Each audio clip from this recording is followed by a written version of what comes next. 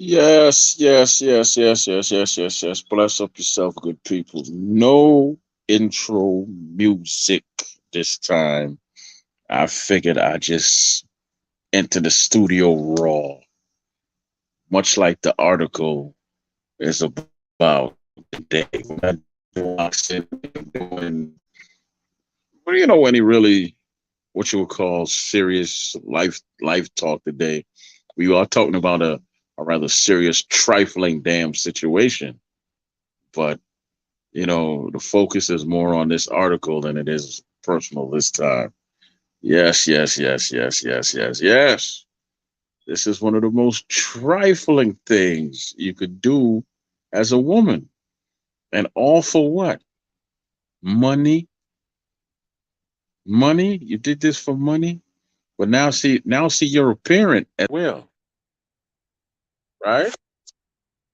You're a parent as well. So how do you go about telling your child that, look, your daddy was a used condom? Now I'm going to get to the article, but I'm saying, how do you go about telling your child when they get older, when they ask, "Mom, who's my daddy? A used condom was your daddy's son?" But look at all the things that got you. Bless up, Carl Roberts, Philip Carl Roberts, aka not to be confused with Philip Michael Thomas. Bless up. What you going to do when you go to school and it's Parents' Day and people are asking, well, you know, child come up to you and say, "Mom, the kids are teasing me. They keep calling me used condom boy." Huh? You'll never know his other side of the family ever, because you're that trifling and you wanted money. What you gonna do? Give your child for adoption? So I'm gonna touch on it when I get some more heads in here. But let's be for real. How trifling can you be to rifle through the trash and fill yourself with someone else's semen just for money? How trifling can you be? Then you take the dude to court and you win. In what world is it that you can win a court? You trifle through the trash. You you find a used condom. You you inseminate. You pregnate. You put the semen inside of you, and the judge still awards you victory and child support. Man, I tell you what, I'll spend the rest of my life in jail before I pay a dime. A dime. I'm not spending nothing. I ain't paying nothing. You can lock me up until I die. I have for get a dime from me. If I did want to pay her 10 pennies, that'll be the stipulation. I'll pay you what? I got to pay you 5,000 a month. Okay, good. We're gonna pay you $5,000 a month in pennies. Stank heifer. Who does that? Philip, Carl Roberts, help me out, man. I see you in here. Who does that? Who does that? Cut it the hell out, man. I mean, who does that? Still blows my mind that people actually think like that nowadays. And they've been thinking like that for years. Yeah. Wow. Who does that? Because, see, that tells you the true power of the vagina. You can't, because as a man, you can't do that. You can't impregnate yourself if you're a man, but a woman can. And then she'll just blame it on you. It's your fault. You got me pregnant. Never met the woman in your life. Never seen her, never touched her. None of them thing there. Right? Never met her, man. Well, here you are with a baby that you don't know, you obviously don't want. And for what? It's beyond disgusting. You're right about that, Philip, you is beyond disgusting, bro. You know, you got this woman here. you got this young lady here, and it's like you poisoning two lives right now. You poisoning that man's life, right? And you poisoning the child. You just poisoned the child life forever. Because what? Seriously, what man is gonna want that child knowing how he came into the world? Me personally, I wouldn't want nothing to do with it. I wouldn't want nothing to do with that child. Because each time I look in his face, I'm going to see anger. I'm going to see rage, and I'm just going to be disgusted. And it's not even a child's fault. He has nothing to do with it. It's his stink ass mama, stink heifer that she is. Nobody want to see that, man. Oh, come on, people. We've got to do better in this world. That's how they go about getting it. And then she has the nerve to put in the article that she retired from her cleaning job now. And she's a multimillionaire. She gets to travel and do what she wants. While this dude here has a lot of things he has to live with. You know what I'm saying? A lot. While this dude here has a lot of things he has to live with. You know? What's up, Lady Chan? I mean, yeah. I was just covering this article about a woman. She was a cleaning lady at a hotel, right? So what she did, she came into the room the following day to clean the room, and the person that was in the room left a bank statement. Come to find out he's a multimillionaire. So she rifles through the trash, finds a used condom, puts the semen in her, gets pregnant, takes the man to court for the baby, and wins, Lady Chan. I need to hear, a woman's voice on that. How do you win that case, Lady Chan? How? How do you win that? Somebody tell me. I need to know because I don't know. How do you win that case? How do you win it? See, look, Lady Chan's a woman. She said it's disgusting. Now, okay, now let's take a walk down the years, Lady Chan. What do you do with that child? Because you obviously don't want that child. So what do you do with the child? Yeah, she should be persecuted, all right, and a whole lot of other things.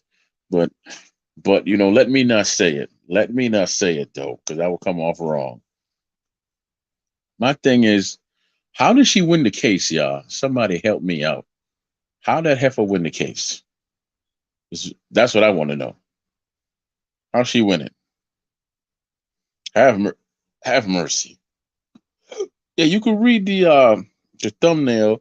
It has, I think, part one and maybe part three of the article. It don't have part two, but that's pretty much the whole story. Cleaning lady.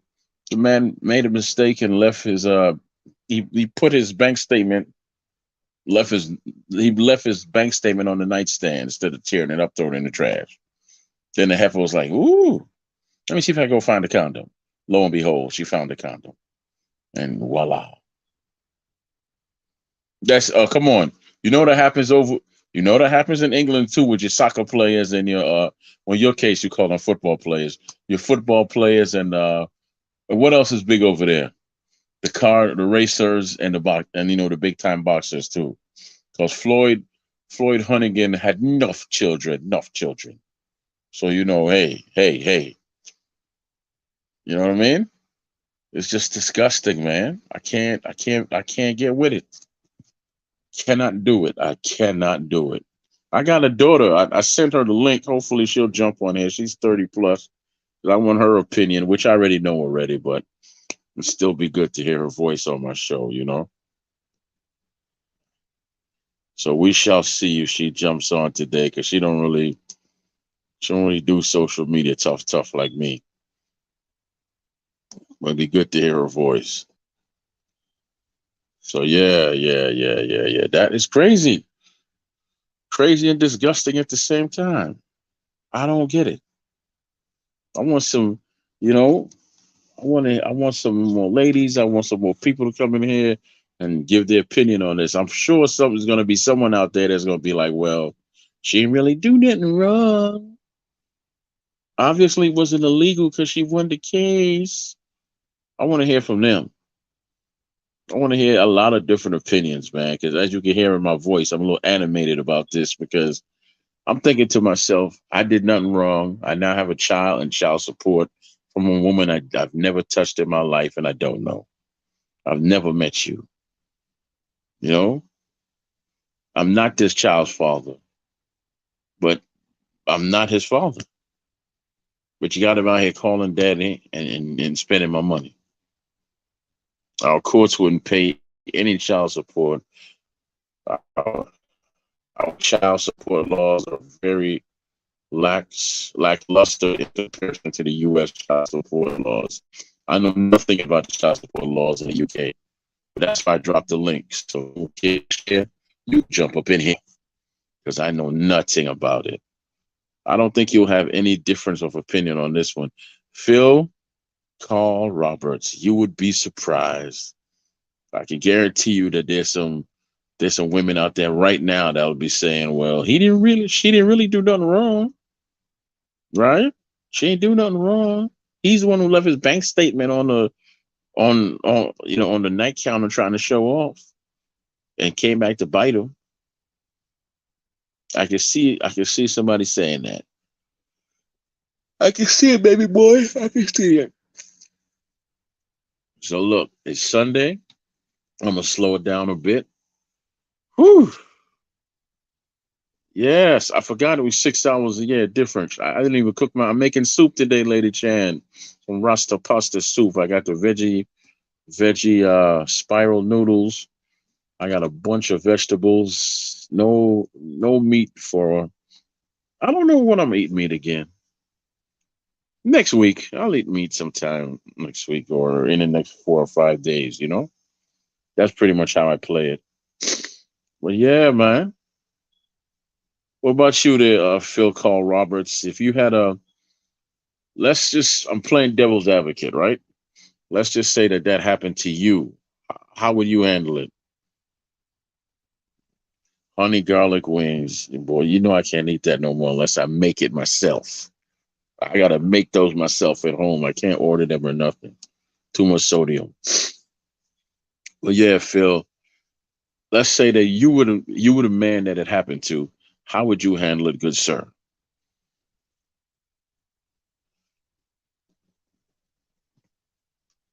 What would be your first response, just man to man, if you got the paperwork in the mail? You'd be like, "This is a joke."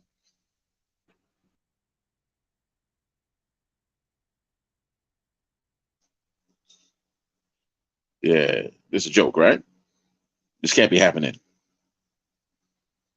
Joshua Littlejohn, respect, respect. Just checking in on me. I appreciate it. Appreciate it. Appreciate it. I had a young lady say she's just checking in on me. So I'm gonna send her the link because I like her opinion also.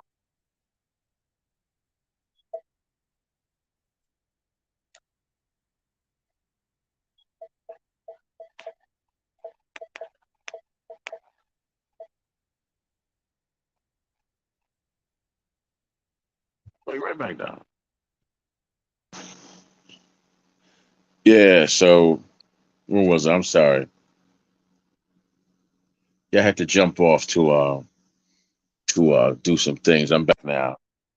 You know what? Let me take this call. I'll be right back. Be right back. Hold on.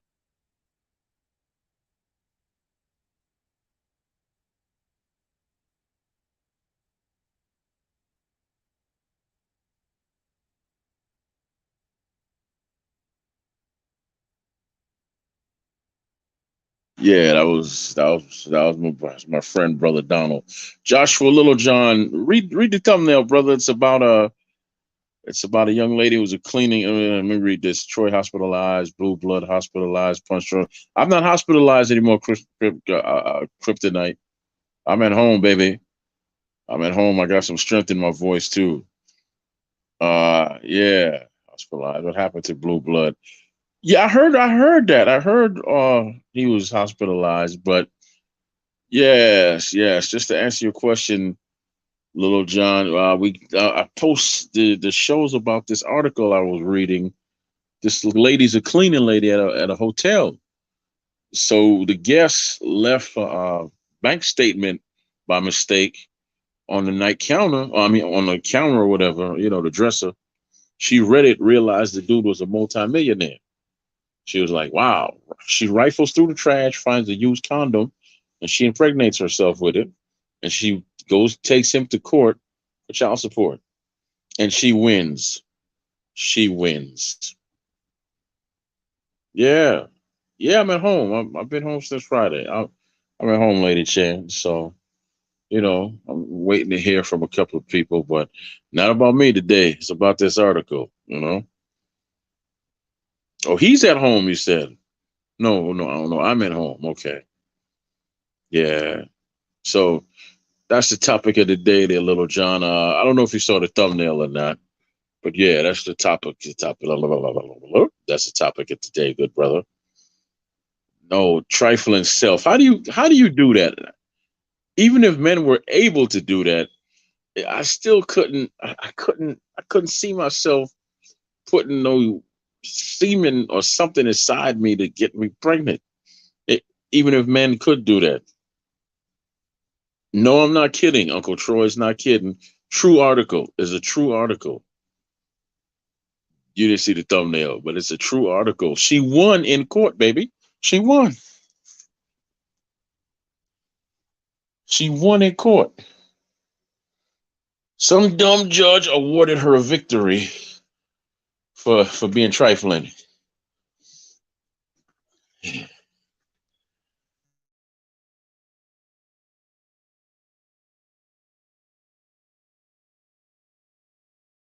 That tells you the power of the vagina.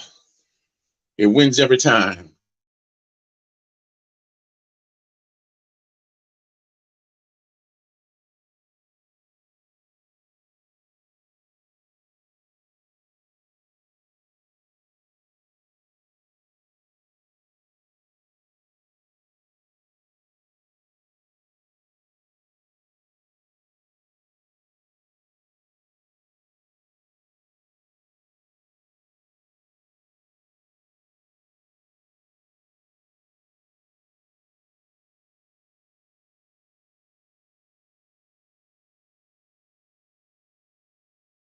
I tell you what, Joshua Little John, you best believe it because it happened, baby. It happened. It happened to you know what? It happens to a lot of these football. This stuff happened to a lot of these guys who play sports too. A lot of them, basketball, football, baseball. It happens to them too. You know, they think these women might have. They might. Well, when it comes to the women, they make them feel that they're empowered. But once they put it on you and you fall asleep, you know, things happen. That's how they play the game. Me personally, I'm not going for that. I'm paying a third party to be in the next room with a whole camera set up. There's gonna be cameras set up in the room that I'm in. The third party gonna be in the room next to ours, and I'm videotaping everything and I'm letting them know it. And you're gonna sign some paperwork. If that's not good enough for you, you know where the door is. But you get a little something something out of it at the end of the day, but you're not getting all the stuff I work for. You know what I'm saying? I'm worth 150 million. I'm not giving it up for just a one night stand. No, sir, I'm not. You crazy? Ain't no one night stand that good enough that is worth 150 mil. None. Please. If you could find one that's that good, please send her and her auntie my way. Please.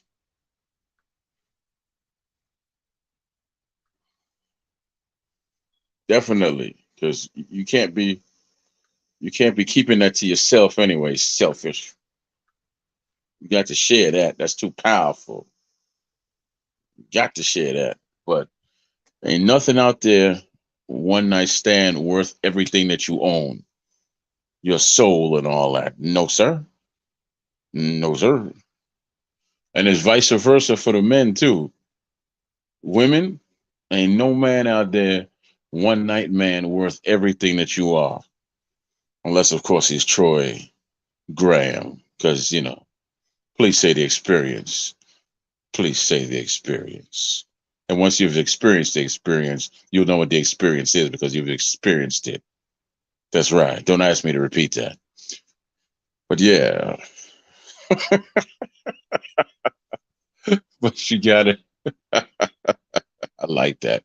But seriously, one night and you lose everything? That empowerment is the reason a lot of women had to scrape ice off their windshield. That's hilarious. Joshua Little John, that's hilarious. Ooh, that's a lot. I guess that's why they pumping their own gas too, huh? Is that why? Same thing. I was hoping my daughter would check in. Let me see. I'm gonna send her a text and tell her to jump on here. So y'all stick and stay. Y'all can still hear me talking anyway. So stick and stay because I want her opinion on this. So y'all stick and stay. Don't go nowhere.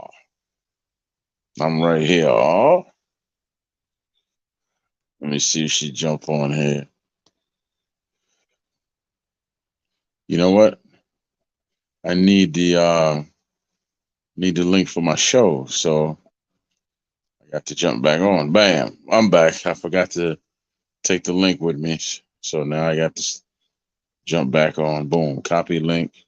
Bam. Be right back.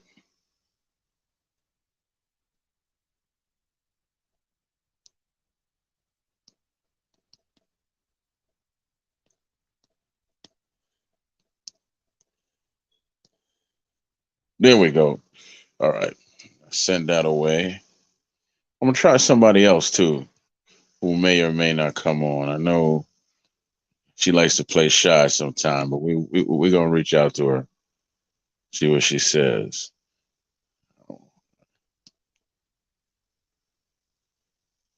All right. Bam. Send her the link. Who else we got?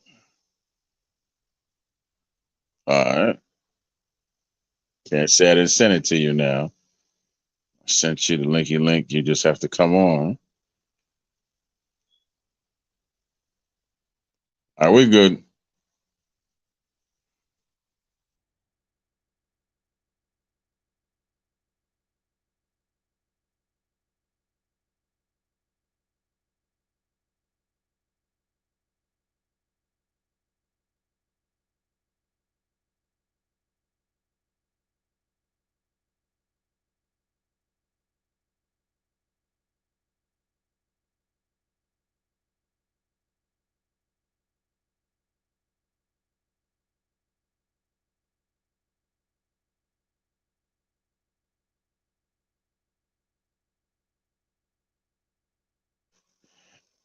There we go.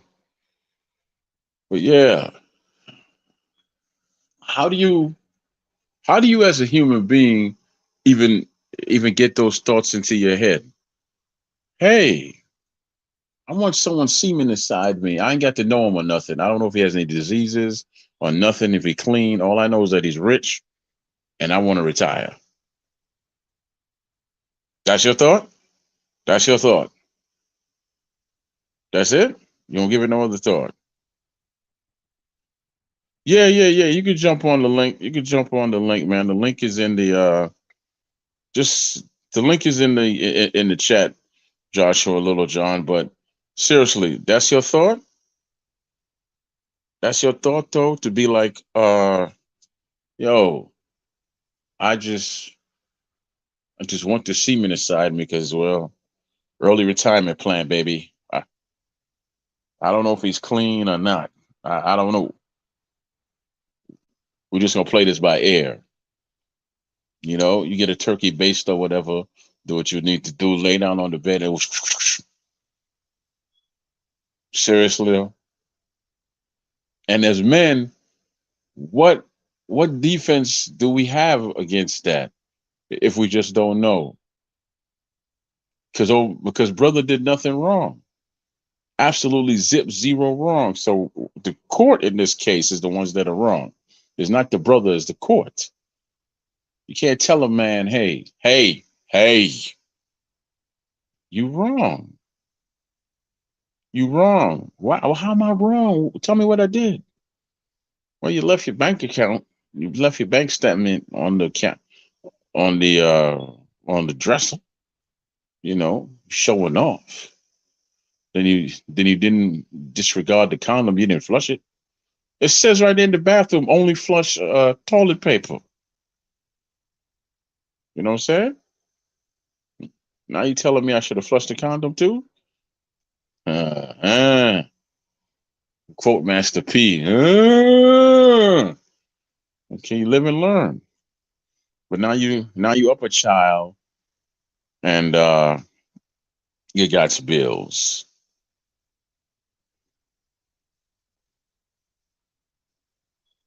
Little John, where your face at, man? There you go. How you doing, man? Can you hear me? Joshua, you either frozen or you can't hear me. Nope. You might want to come in and come back in, log off and come back in or something.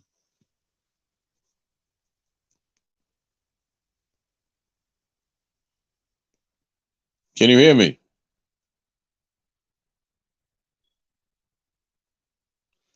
Nah, I think he's frozen. Yeah, just log off and come back in. Oh shit. Did I just log myself off? Yeah, I did. I got to log myself back in. That's it.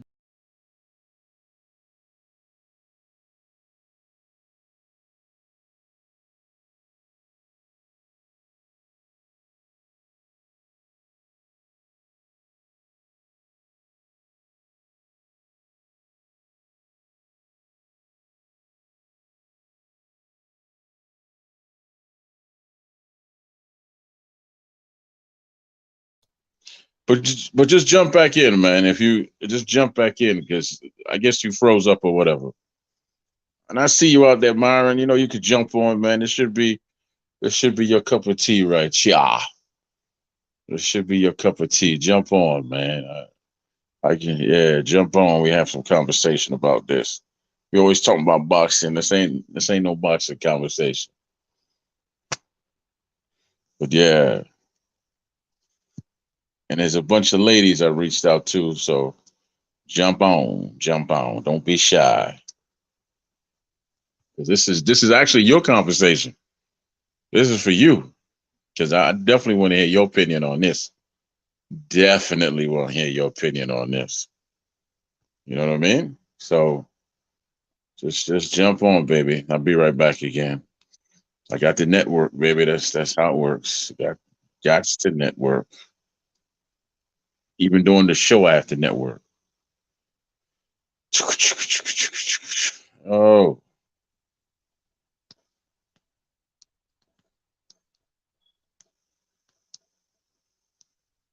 yeah. So I just network. Hey, when you do this type of stuff, you got to be able to multitask and make everything work for you.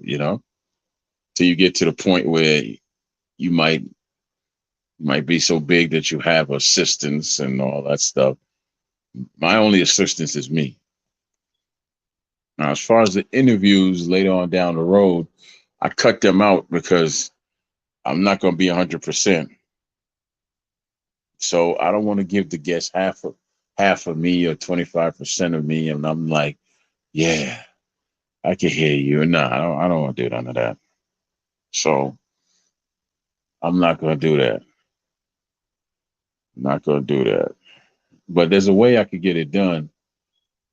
Uh, I'll figure it out. I'll figure it out in the long run. You know, because you know me, I like to book guests, different guests, and come with some different. Just they all have a different story. Because I had all these all these guests lined up all the way to April, and I pretty much backed them all out, you know, because I just don't have the strength to be on there for an hour dealing with talking back and forth to them. Even though I've been blessed that most of my guests just open up and tell their stories, but not all of them are going to be like that. Because see, when you book people, people think it's just names. Yeah, names attract the audience. That's true. I'm not gonna lie about that. But you also should book someone with some substance. What if you just book somebody who has a big name and all his answers are like, yeah, nah, yeah, nah. Man, hell, I mean, come on, seriously. What kind of interview is that? I'm carrying the freaking interview. They didn't come here for me. They came here for you, Playboy.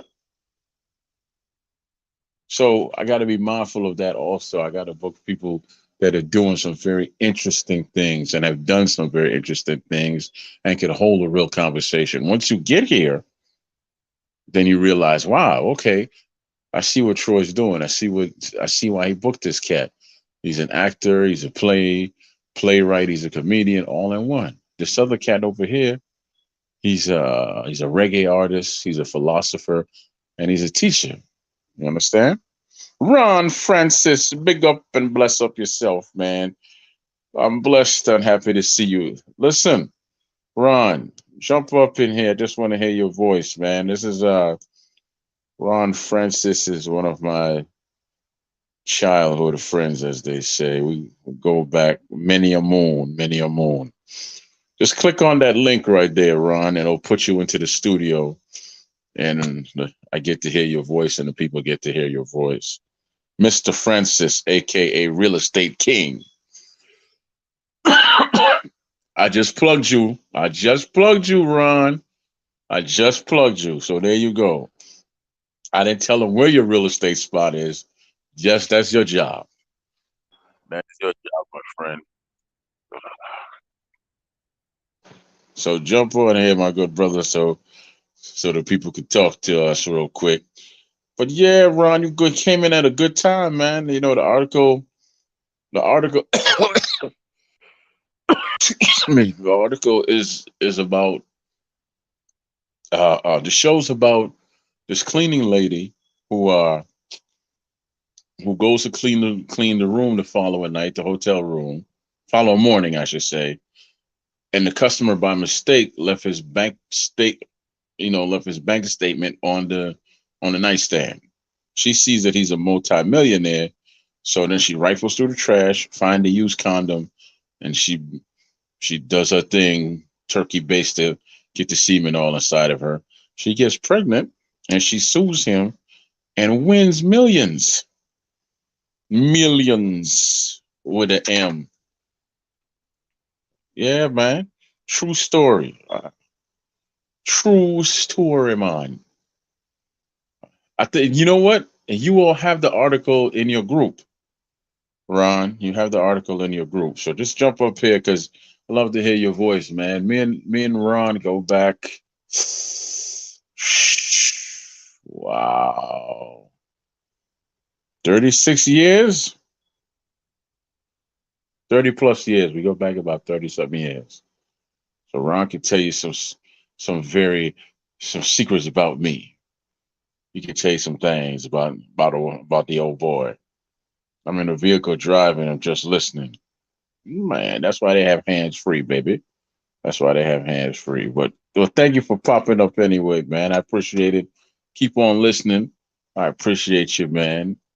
Definitely appreciate you. I don't know when you go back to Jamaica to do your charitable thing, but you let me know in advance and we'll do a show, okay? Put it out in the universe for you so you know I'm for real. You let Brother Troy know in advance and I'll do my thing for you, man. Yeah, that's the respect and the love I got for you. No questions asked. Yeah. Ron was also a great domino player coming up. You should take my little paycheck.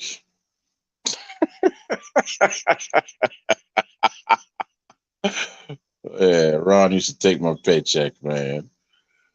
He had pity on me. He'd leave me with $50.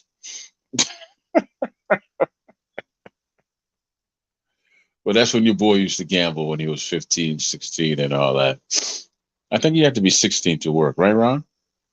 So yeah.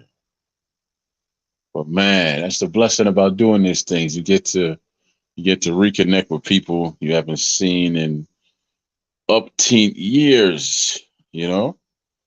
'Cause I haven't seen Ron in a long time. I think we communicated a year or so ago. We had a nice conversation and all that. Yeah, 16, 16. So yeah, we communicated a while back and it was a good conversation. He does a lot of charitable work back home in Jamaica. So, whenever he's ready to come on, he could tell that story. I'll set up the whole artwork. And this is just what I was just talking about. When you have guests on, they got to have some substance. And if he's in real estate and he's a philanthropist, right? He has something to say and something to share as well. All about the dominoes. Yes, sir. All about the dominoes. Yeah. But yeah, man. I talked some big stuff back then, and Ron cleaned me out. He was like, "Oh, Lord, you sound like you're real good." Ron cleaned me up. He said, "Keep this 50 charity case." That never happened again. I learned my lesson. Oh, I learned my lesson, man. But yeah. So look, I'm gonna keep it rolling for another 8 minutes, right? Because I'm waiting on some folks to pop in, just like Ron did. If they don't pop in, I might just shut it down and go make my soup, and chill out for the rest of the day. I've been on my feet. The doctors, they told me not to be on my feet this long, but I had some dishes I needed to do, and so I gotta start listening to them. But yeah, man, yeah, yeah, yeah, yeah, yeah, yeah, yeah, yeah. Good times, boy, good times. So 8 more minutes, and I might jump off here and go start making this rasta pasta soup. You know, that'll keep me for the rest of the day. Cause I don't eat but so much a day any daggone way. So veggie soup. Of course, the base of the soup has to be pumpkin, but I couldn't find no damn pumpkin, so the base of the soup will be squash. Right? The base of the soup is gonna be squash. And once that dissolves into the water and get that pretty, pretty, pretty color, right? You throw some of your seasons in there. In my case, I only got the non-sodium seasoning that I put together. The G spot seasoning. That's the name of the seasoning, the G spot, right? Put some of that in there. Then I got some broccoli, I got some cauliflower, and I have some mixed vegetables I'm gonna throw in there, and an onion, nice little red onion.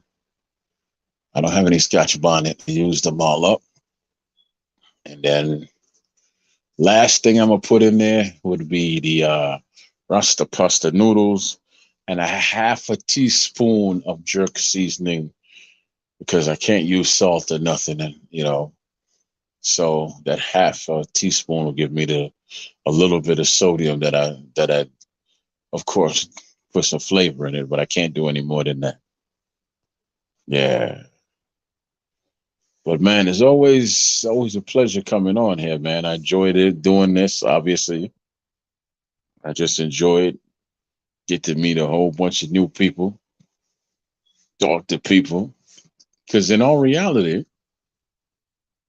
it's called social media, but let's be honest with you, it's not very social, is it?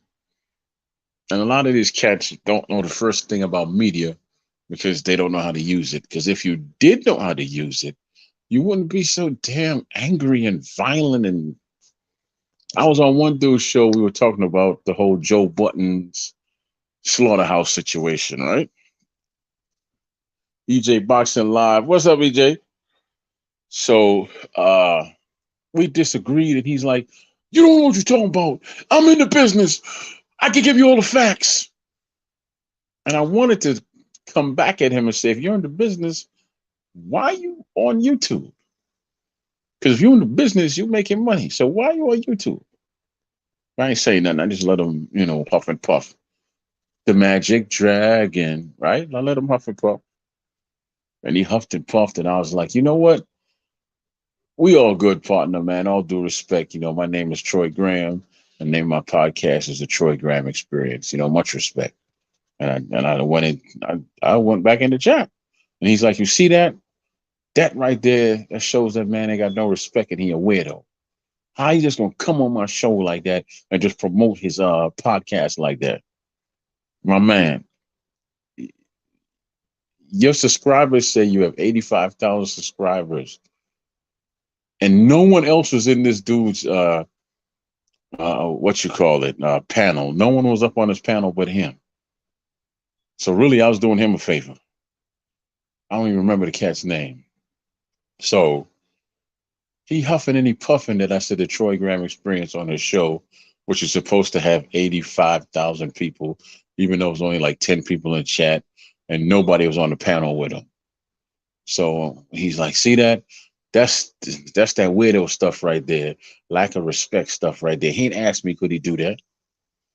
I'm sitting in my own house. I don't need any permission to do anything from anybody. I don't. You know?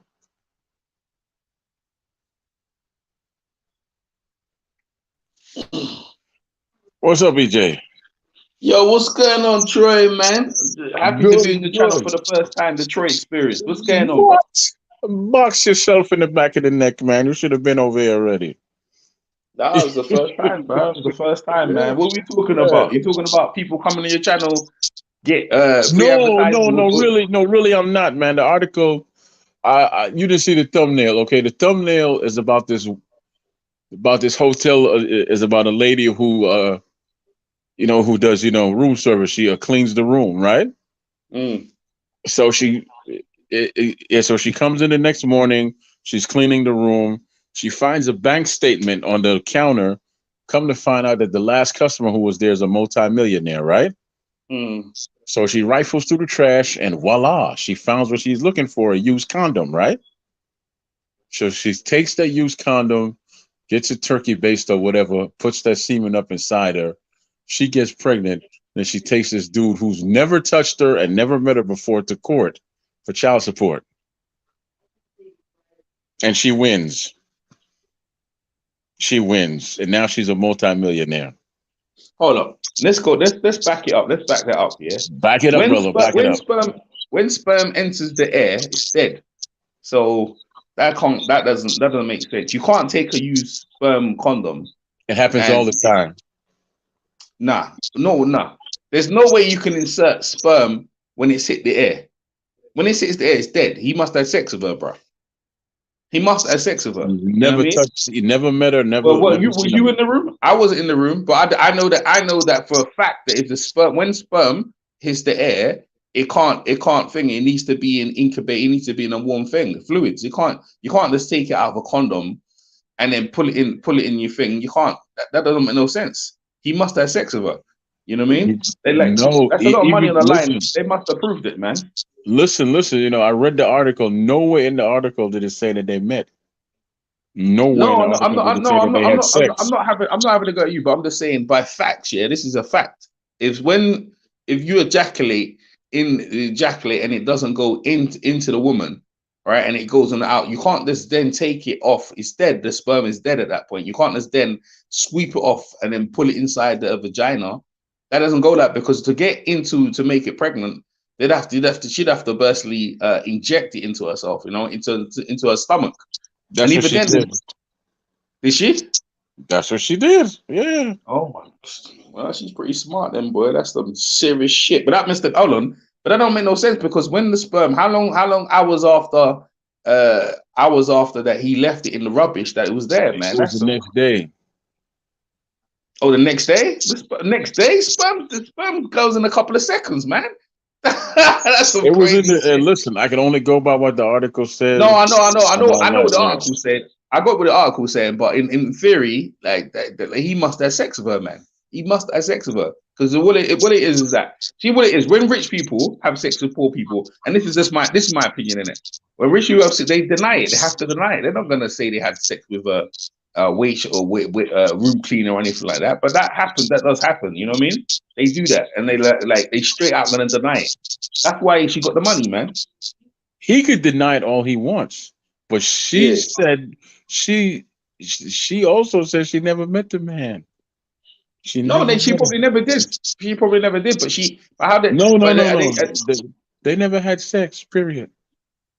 yeah. Yeah, Oh man, that's some shit. Hey, that's yeah. some shit. Hey, that's some shit. Well, But I what, don't no, know, you, but you know this that's some stuff goes crazy. on all the time with basketball players and football players that women will put the you seriously they'll act like they swallowing it if they giving you a blowjob and they'll go spit it out into a plastic baggie or whatever, or and do whatever they do with it and impregnate themselves. Nah. This happens all the time. This is The nothing moment, new to the the moment world, man. sperm, anyway, like, I didn't. Hey, you was talking about someone advertising something on your channel. They came on your channel, No, no, no, no, and no, no, no, no, no. I went to somebody's channel. I don't even remember the name of the channel. I don't remember it.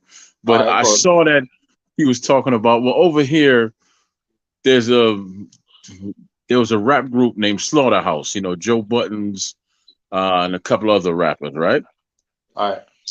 And they had broke up now for 10 years, but two of the two of the rappers came together and said, okay, look, we gonna keep the name and we're gonna go out there and put out an album, Slaughter, Slaughterhouse, Life or Death, and all that. Even though they Mm, did speak to the other two first, they did speak to them first, but they were they didn't want to do it. But they were like, that's okay, we don't need you anyway. They did their thing, and that's what started the whole ruckus, right? mm. So my thing is, why can't we all just get along, work something out? Because it's one of the best rap groups ever, man. They all super talented, right? Mm-hmm. But I get on there, and the dude on his page it says he has 85,000 subs, right? Mm-hmm. So basically, in his chat room is probably 10 people, and then on the panel is nobody, right? Mm, mm. So I'm there having a conversation with him. I'm like, look, maybe certain ways. You see how you were saying about XYZ with the condom and the sperm and all that, right? Yeah. That's the same thing I was telling him about the group. Maybe they could do XYZ and this, that, and the third with the, just to come together, right? He was like, Yeah. nah, you can't do that. You can't do that. I'm in the music business. I know everything, man. I can tell you some facts. As soon as he said he knows everything, I'm like, well, why are you on YouTube?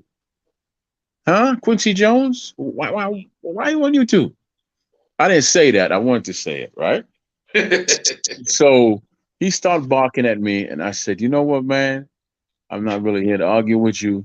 God bless. My name is Troy Graham. Name of my podcast is the Troy Graham Experience, Monday, Wednesday, Friday. You have a good night. And I go back in the chat, and he's like, you see that? That shit right there is that weirdo shit, and he don't have no respect. How you gonna come on my podcast and just promote his podcast? I'm like, who am I hurting? Who am I hurting? Huh? So he used me like as a soundboard for the rest of the night. Wow. Yeah, it Well, just I think I don't know. Like I think all right. I'm gonna be like first off, the dudes like you said, you try to talk about how to resolve the situation, right? In regards of Mhm. how they're together, right? Right. Now he obviously seeing that way, so he's obviously now you don't understand, you understand. So already that's a thing. So you're like, well, okay, this is who I am. Yeah, you guys anyway, this is who I am, this is who I am, boom, boom, boom, advertiser, I'm on, right? But his mind is like, well, I'm supposed to do that. This is my show. I'm supposed to do it because he see I'm getting the idea that this guy's a control freak. Because like when you try to tell him about how to spin it, he's like, no, that's not how things are. We're gonna do this way. But I think he wants I think he a control freak, bro. Like he want to decide who and what and how what's said and on his platform. That's what it was. And at a certain point, he got a point, but there's ways of doing it. You know what I mean? There's ways of doing it, and also, there's ways of, if you invite people on the platform, there's ways of communicating. You know what I mean? I mean, if there's an issue, some guy's trying to resolve it, that means he cares enough to even talk about it. So why attack the guy who cares? Oh, that ain't gonna happen. It's like, well, boy, like, you know what I mean? That's some crazy shit. But there's some weirdos on YouTube for real. But this I can think of I one don't know right why now that you I don't know. know why he have a problem with it though. Like, but to be fair, like, some people do that though. Some people do that. They jump on your joint and, like, what's his name again? Maestro. First time I ever met him, man. Me and Maestro, we just like chalk and cheese, bro. Just like, Maestro to me is like, he's just a thing. The first time he came on, he was bigging up someone else's channel straight off the rip. And I was like, damn, off the rip. So I understand where that guy's come from, but I said to myself, I didn't even ask you to do that. Like, why are you bigging up yourself? Not even yourself, bigging up someone else's channel on my channel, like, say they should go over to his joint, but you're on my joint. I'm like, what the fuck, man? That's some disrespectful shit right there. But I let that slide. You know what I mean? But we just see, I don't see eye to eye on a lot of things. He's all right guy, but he ain't beef or nothing like that. But I think the brother you're talking about, I think that's why he's on the panel by himself. Because you 85 subs and you're up there by yourself. 85,000. Yeah. 85,000 and you by yourself? Yeah, we got subs, but some people, there's a lot of people got subs, but like viewership is a whole different thing. Your man's Raphael, he's I don't know where you find these guys. You kind of find the guys that you try to help actually, and they kind of like dog you, man. Like, I don't know where you find them, Troy, man. Where you find them boys at? What were you saying about him? I'm glad you do your own thing though. You do your own thing. You're like, bomb all these people. I'm gonna do my own thing. I'm gonna interview who I want to in, and I'm gonna be cool. And I think that's the way some people have to learn, in a way of building your own stuff with people who care about you, not really people to take from you. You know what I mean? Because you, in your mind, like, I'm helping other people, but some people they regret that. Some people get jealous of stuff like that. You know what I mean? And that's something you have to learn as you get older. There's a key word, because in our reality, he saw something in me. That's why he reacted to something that small. But but you were saying something about him. Yeah, what were you gonna say? No, I was talking about jealousy. That's that. I'm glad that you're investing back into yourself rather than helping extending your power to other people. And I think that's what YouTube gives you. It gives you the thing to put up your own tent and say, I'm Troy Graham. It's my experience. You guys are welcome, and I can control my environment. But when you go to other people's environment, you don't know how they're going to react, especially when they start getting successful, when they never had that success. You know what I mean? And even someone's got a lot of subscribers, like, as you realize someone's got a lot of subscribers, they think they're above you to have a conversation. You see? That's what you've experienced a lot, boy. I ain't gonna lie. Yeah, because you know what, man? I can be honest with you about that whole situation. I can say, if I ever see him, I'm going to tell him, thank you, because you told me that, the last time I spoke to him, I told him that I was a big fish in his small pond. And that's exactly what I meant. I remember that was a live. I remember hearing that. That was actually live on his channel. Like, that was a live conversation. Yeah. But the thing back then is I wasn't ready to do my own thing. That's why I kept hooking up. That's why I hooked up with him and all that. But I just really wasn't ready to jump out here and be the front man, right? You thought he'll be appreciative, right? I thought I could do my thing and help build and then go from there, and maybe then I'll be ready to be the front man, right? Yeah, but you see you see right there, you looked on him of what you didn't see in yourself, but you realize that's who you are. But you know what I mean? But you feel like you had more confidence in that way. But you see, this is what I'm saying. Like, and I don't know if you ever watched The Last Dragon. It goes, he's looking for a master, but you are the master. You know what I mean? You're the master. Watch the last. Yeah, you're the captain of your own ship. Like, you didn't know? If you didn't know, you better ask somebody. I'm serious though. You didn't know? Like if you're getting all the contact, then that means you're the man. Like, you're literally the guy. Like, I had a similar situation with Boxing Beats and Rhymes. Now, Boxing Beats and Rhymes doesn't care either way. Me and him don't talk no more. But we had a sibling. We had an all right relationship, and I used to get interviews, and we used to talk box, and it was a fairly good relationship. Other people came into it, and we don't talk no more, and that's fine. But what I'm saying is that I realized at my point, I need to be the captain of my own ship. I put my own flag up. I'm EJ Boxing Live, and I'm gonna run. I'm gonna run it how I want to run it, and people gonna come over. I'm gonna treat them a certain way as long as they treat me fairly. We can communicate, and I feel since that I've grown a lot. You know what I mean? And I think you yourself doing your own thing. I think you have. I've been watching all your interviews. I see most of your interviews you do by yourself, because I think you had another channel you was trying to tell me to go over. I don't know, Major Key or something like that. I don't know what happened there, but I was like, I'm glad that you're doing your own thing, because really and truly, you should have been doing your own thing, and you should, you got self gratification of you making the contact, getting them on your channel, and having a conversation. And you don't care if I get 1 or 2 views, but for you, your own self is a great accomplishment, and showing that you can do it. You don't need other people, You're right? absolutely right. But let me shout out some people real quick there. EJ, I want to shout out Basement Boxing Talk. You're a good brother, man. We might knock heads every now and then, but that dude's a good dude. And Rob G Films, he's another one. He's another good dude too, man. I met him on the Mark Nash show. So yeah, so big up yourself, everybody, man. Thanks for the support. But back to what you were saying, I just didn't have the confidence back then to say, well, I could do this on my own, right? I figured it would be too hard, it's too technical. And what I found out is that the only thing that was holding me back was me. I didn't need Ralph whatsoever, right? Because at the end of the day, I can say this out loud. Those guests weren't coming on for him. I did the work to get him. He didn't do anything. All he did was put up the artwork, but he didn't do anything to help me get any of those guests. Even Spencer Farron, who's in the UK, he didn't help me get Spencer on the show. I did that. And he's in the UK. You understand what I'm saying? Right? I did all that, and I'm not bragging and all that. And we had one big fish I really wanted on the show, which is Mike McCollum.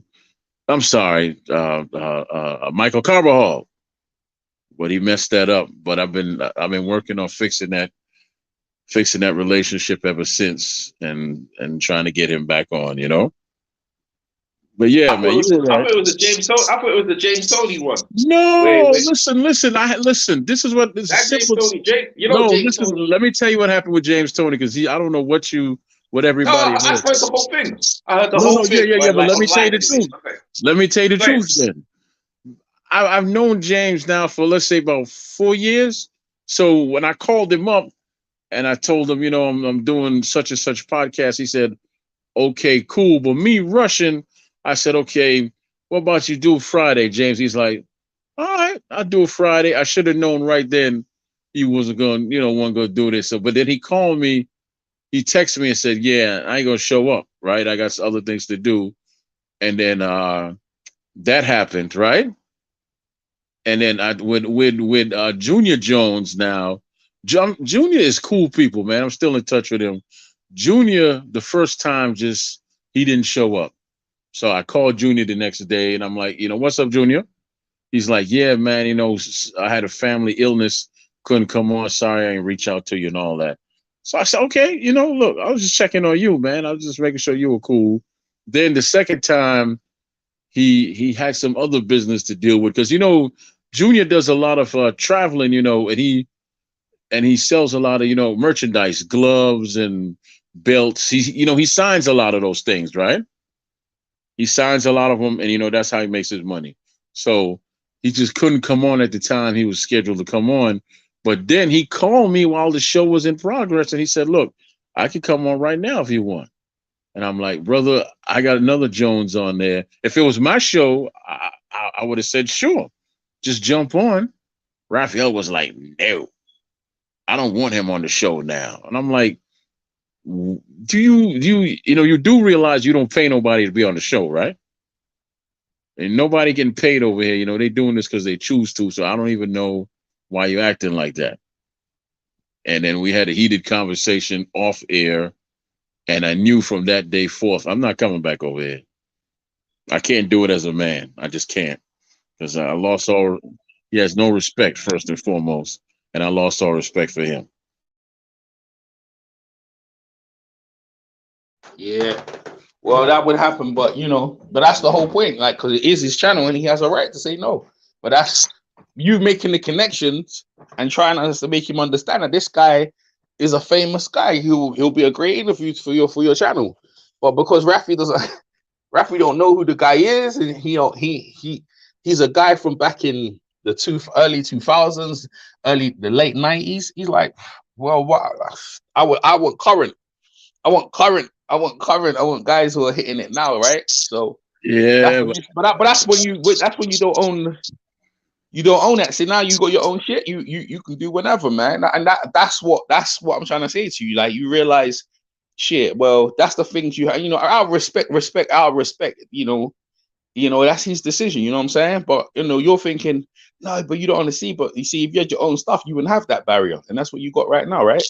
yeah.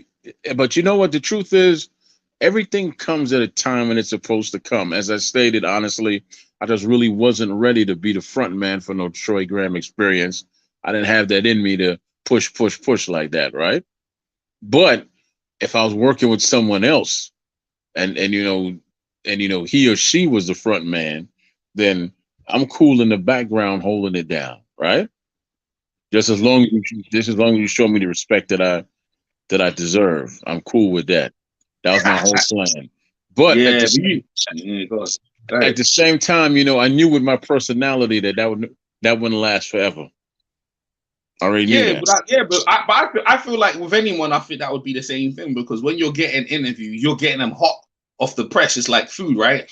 It's in the oven. It just came out. It's hot. I need to eat it hot, right? I got interview hot. So I need you. You know what I mean? I need you to get the interview, get it on your channel. It's gonna be great for you. Gonna be great for you. You can understand the enthusiasm because you got it. You're the one you're the connector. You brought it together. For the person that ain't even feeling the energy, nah, I don't want it. You're like, what?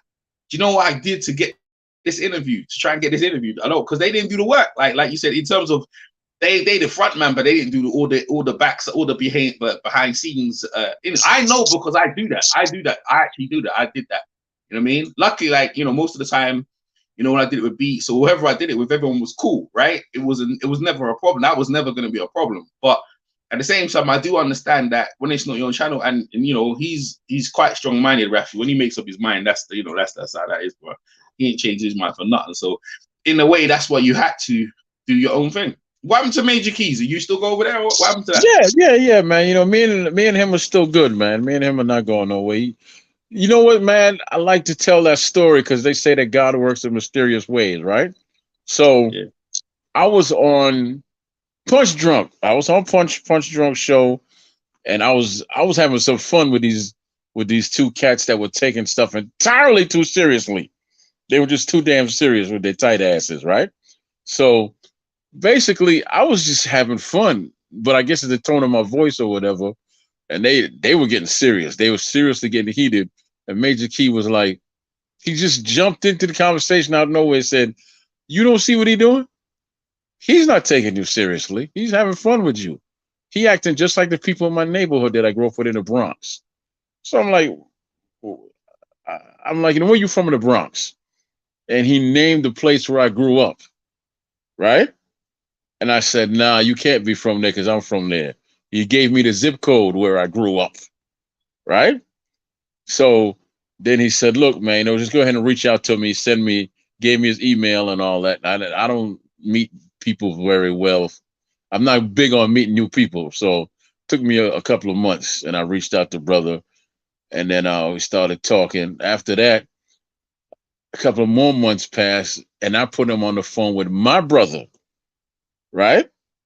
Come to find out that my brother, I believe, has children with one of his cousins. If I could be wrong about that, we really don't know. But anyway, they got on the phone together, and Major Key started rattling off all these names, and my brother knows his whole family, right? And he hasn't spoken to that side of the family in years, and he put him on the phone with that side of the family, and that's when I know that this ain't no mistake over here, you know.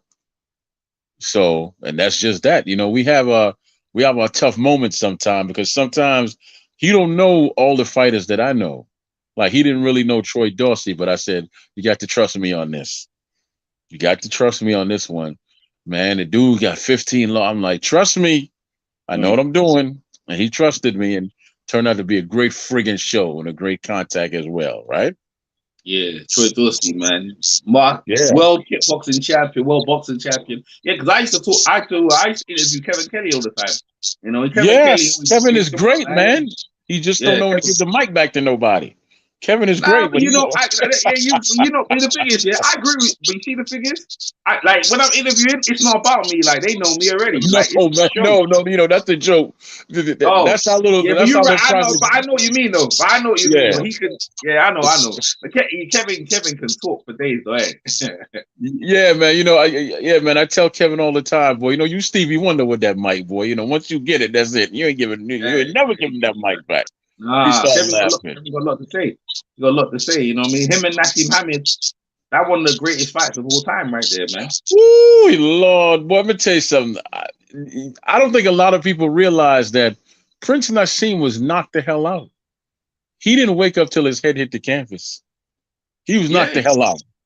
Well, I don't know about if he's knocked the hell out. I don't know about He that. was not. He was knocked. He was I don't knocked know the about hell out. that, dog. I don't He know was about that. knocked the hell out. Yes, he I don't know was. about that. I don't know about Okay, that. listen.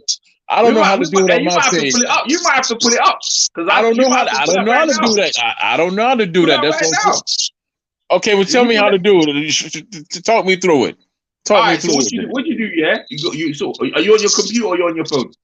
I'm on both. I gotta. Well, I'm live on the phone, and I All have right. the So show yeah. on the show on my tablet. All right. Yeah, it ain't gonna happen. Well, if you got it on your, nah, I ain't gonna. What you need to do? You can go YouTube on your tablet. And then what you need to do is like you can just press it right there, get to the first round and have a look because he got straight back up. He weren't out nothing. He was Kevin Kelly now. That's something different now. When he was on the canvas, he was sitting there staring at him. That shit And I bothered can't him, man. play it on here, right? I can't play You the. can't play on here because you have to be on the computer. But like what I'm saying is that Okay. Kevin Kelly, when he went down, now he went down hard. Now he went down hard. I You know what saw I mean? the Like entire fight. I saw. Trust me, that's one of my favorite fights. But Nas's eyes rolled in the back of his head no, I agree with that. No, I agree with that. when his head hit the canvas. He woke the hell up, and that's a testimony to his shape. Man, he went out, No, man. that's a testimony to the fact that he was in shape and all that Yeah. stuff, and he was a tough guy. And Kevin and him were like little Hagler Hearns after that. Yeah, that was a good fight. Great damn fight. But he must have caught Kevin on the temple, which is why Kevin didn't know where he was on the canvas. He kind of laid there like, Well, I don't know. I met Hamid, right? Yeah. I met Hamid. Hamid has like hands like bricks. You know what I mean? For And his, someone that short, I've never seen a guy with his hands. His hands are like a middleweight. You know what I mean?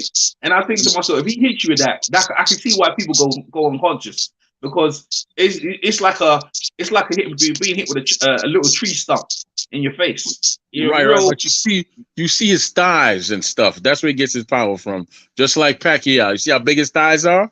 Man, listen, And man. his He's legs power. and all Listen, that. they tell you that, man. I tell you straight up, he's power's in his fist, bro. He ain't his fights hitting you, bro. I'm saying the generation, the technique of boxing, yeah. Because you got big thighs, that's all well and done. I'm telling you, when the fist hits you, yeah, you go and sleep, man. I don't care. The thighs, in terms of the mechanisms of help with the technique, but no, bro. I'm telling you, man, you shake his hand and you understand when that man hits you, that you're going to sleep. Mike Tyson had the same thing. They call Mike Big Hand Mike, innit? Right? Mike Tyson's fist is like some giant. You know what I mean? When the fist hits you, ain't about his thighs now. It's like that fist is big and he's got massive forearms as well. Hamid had the same thing. For whatever reason, because his arms it wasn't, because remember, he's not exactly, he had long arms, but the fist, I was when I shook his hand actually covered my hand. I was like, damn. It's like, yo, how can you got this little guy with these big features like his feet? I think his feet is size 10 and his hands. I was like, nah, man, it's unusual, man. So yeah, like I mean, that's what the commentators say about his thighs and all that stuff. But He wears a size 10 shoe? Yeah, man. Yes, man. He's got big features. Like he's like you have to understand, like when you see it, you'll see what I'm talking about. Like and I was looking, I was like, my gosh, man. My God, if that guy that guy's serious, bro. You know what I mean? That's not even no joke, for real. It's not. It's not. And I quickly worked out. I said, listen, that guy hit me in my face. Yeah. Even now, I'll be sleeping. Your eyes will roll back in your head, literally. But it would. And when he's in his prime, man, that's why he was bad, man. And at featherweight, he knew, yeah, the power. Every time the power in his fist with in the gloves, he knew. The moment he hit you properly, you're going out. You're going out. It's dead serious. That's how David, like Barrera, when he fought Barrera, he didn't have the same leverage. He was boxing. For whatever reason, Manny had him boxing. Yep. He wasn't having No. He was told not to take that fight because he had issues with his hands, and his trainer, who was Emmanuel Stewart, told him, give yourself some time to heal. Do not take this fight. And he got shots in his hands, and he said that he's gonna take the fight. His hands weren't 100% for that fight. Yeah, but the money was the money. He was on a contract, so he had to take the fight. Like you had a free fight contract with HBO, and he had to take the fight with Barrera. He had to fight one of them. You can't They be could have fighting. rescheduled it because what if he would have got sick or hurt? Bro, it's boxing. Because look at this, right? He barely got through Jorge Sanchez, right? And he had the Wayne McCulloch and the other guys there, and he earning all this money. I think that was like the last fight of his contract.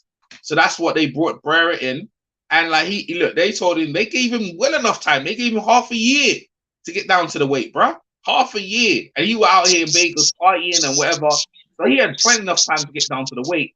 The problem is for me, like, because he was partying so much, he didn't realize how hard it was to make the weight. He didn't realize how hard it was to make the weight. But the thing is, he was talking for the longest year, I'm gonna fight Floyd Mayweather. And it was like, I'm gonna fight Morales, I'm gonna fight this. He was lying. He enjoyed beating up bums, man. That's what he enjoyed doing. Now Kevin wasn't no bum now. But after Kevin, it's like, yo, I ain't trying to fight like them dudes like what's his name again? The other guy, Kenny McKinney, you know what I mean? Barrera, Morales, all them guys they was bantamweights, yeah. But like it was like, you know what I mean? When they all started to come up, that's when Hammond dipped out. When all them boys stepped in his division, that's when he took an exit. You know what I mean? That's the fact. Him and Pacquiao would have been a great fight if he was still around. Yes. And you know who else? Nicholas Walters.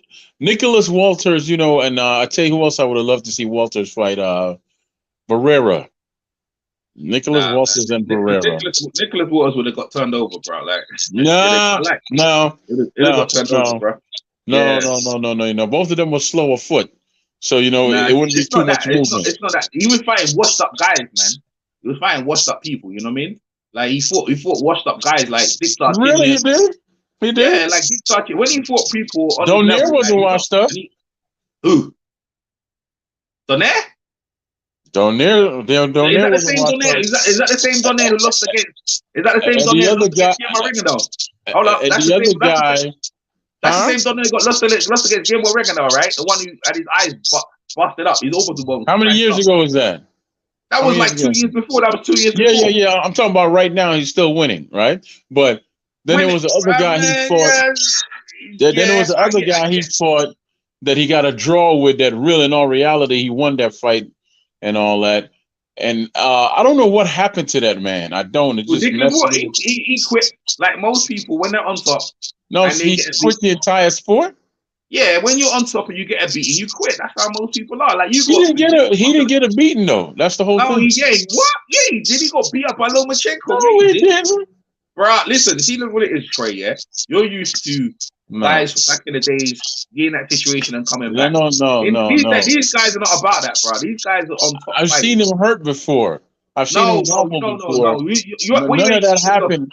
None of that happened with old boy over here. That was his first loss, right? No, he didn't get wobbled by him at all. No. That was his first loss, right? His only loss. All right, that goes like Nassim Hamid. I'm trying to tell you, they're only good on top. When they lose, they ain't about it, bro. That's it. They're retiring. That's how people. You gotta have more heart than that. That's the way I look at it. No, but that's what I'm saying. I know your of how you see things, right? Of guys coming back and like Kevin Kelly and them guys there. But these guys are not like that. Because Kevin Kelly won a rematch with Nassim, and Nassim would never give him a rematch, ever. Like Kevin went there to England and asked for a rematch, and we ain't gonna give a rematch. Kevin, you're not gonna get a rematch. Because Kevin would have smoked his boots. Kevin would have done him in the rematch, I'm telling you. And that would have been a great fight over there in the UK, wouldn't it? Oh yeah, it would have been big fight, but Nassim didn't want it. He wanted to fight bums and got paid. He took the money right after the Kevin Kelly fight.